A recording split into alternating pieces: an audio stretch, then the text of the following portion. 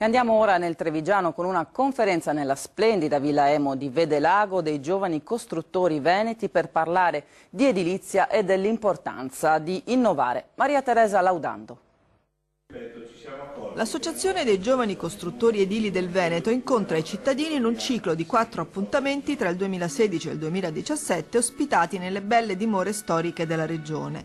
L'appuntamento si intitola Il ciclo del bello e per la sua seconda puntata ha affrontato il tema dell'innovazione nell'edilizia a Vedelago, nella palladiana Villa Emo.